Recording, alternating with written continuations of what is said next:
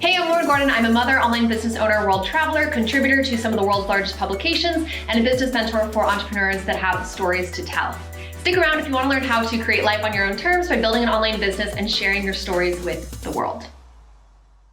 You're not your ideal client in the sense that you did the thing that you're not teaching your ideal client how to do, but a large part of it you figured out how to do on your own. And people are now hiring you to help them do it. You're not your ideal client. You are more of a go-getter in a sense. When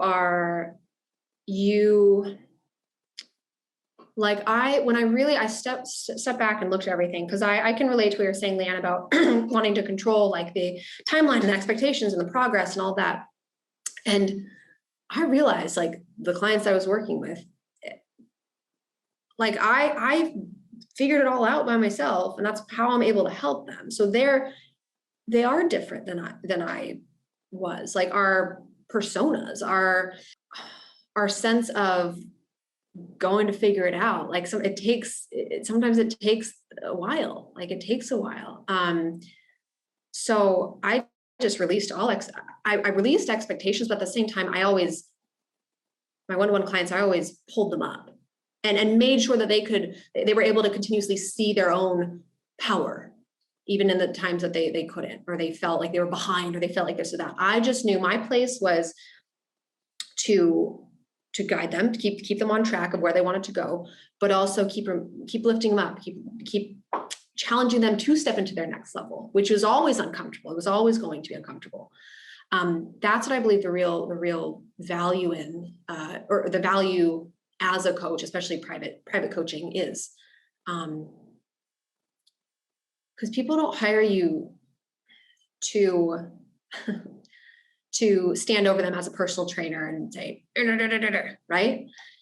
They want guidance. They want that really intimate support. But